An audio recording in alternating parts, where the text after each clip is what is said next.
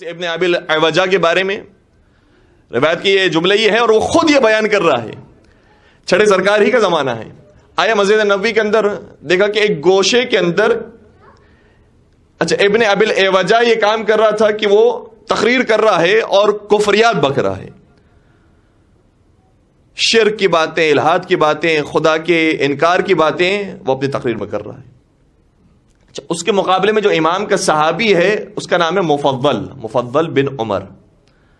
وہ بھی جلیل القدر صحابی, بہت قریبی ساتھی, اور کئی سارے کام امام نے سونپے تھے مفضل ابن عمر کو.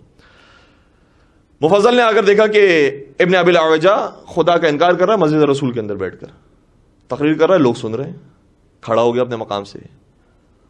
اور اسی طریقے سے جذبات میں آ کر اسے جواب دیا کہ تو کافر ہو گیا ہے, تو مشرک ہو گیا ہے, تو نے یہ کر دیا, تو نے وہ کر دیا, اتنا انکار کر دیا. ابن ابی العوجہ نے کہا کہ اگر تو کوئی دانشمند ہے, تو کوئی دانشور ہے, تو علمی دلائل لے کر آ, میں اس کا جواب دوں گا. اور اگر تو عام انسان ہے اور تیرے پاس علم و دانش نہیں ہے تو بہتر ہے کہ تو خاموش ہو جا. اور پھر تیسری بات کی جو بڑی خطرناک بات ہے جو ہم سب کے لیے ہے, اور کہا کہ اچھا اگر نہ تو دانشور ہے, نہ تو جاہل اور عام عوام ہے, بلکہ تو امام صادق کا اگر پیروکار ہے تو ویسے ہی عمل کر جیسے امام صادق عمل کرتے ہیں. کہنے لگا کہ امام صادق کس طرح سے رفتار کرتے ہیں تیرے ساتھ, کہ ہم نے اس سے زیادہ بڑی بڑی باتیں امام صادق کے سامنے کہی ہیں, جو تم سن رہا ہے اس سے بڑی بڑی باتیں ہم نے ان کے سامنے کہی ہے, لیکن تیرے امام ایسے تحمل کے ساتھ سنتے تھے کہ ہمیں یہ یقین ہونے لگتا تھا کہ جیسے وہ ہمارے دلائل سے قائل ہو گئے ہیں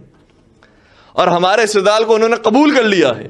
اور ہمیں یقین ہو جاتا تھا کہ اب تیرے امام کے پاس کوئی جواب نہیں ہوگا. لیکن جب ہماری بات ختم ہوتی تھی تو امام صادق مختصر جملوں کے ذریعے ایسے علم کے سمندر کو جاری کرتے تھے کہ ہماری ساری دلیلوں پر پانی پھر جاتا تھا. کہ اگر تو امام صادق کا پیروکار ہے تو ان کی تقلید کر, ان کی پیروی کر جیسے وہ چلا کرتے تھے. تو ائمہ اطہار السلام نے الحمدللہ ہمیں طریقہ سکھایا ہے کہ بڑے تحمل کے ساتھ سامنے والی کی بات کو سن کر جواب دیا جائے, اور ضروری نہیں کہ یہ جواب ہمیشہ علمی جواب ہو. کبھی کبھار آپ کا انداز, کبھی کبھار آپ کی باڈی لینگویج, کبھی کبھار آپ کا کردار اسے اتنا متاثر کرتا ہے جتنا انسان کا علم بھی اسے متاثر نہیں کرتا. ایک درود پڑھ دیجیے گا, محمد و آل محمد, صلی اللہ علی محمد و آل محمد.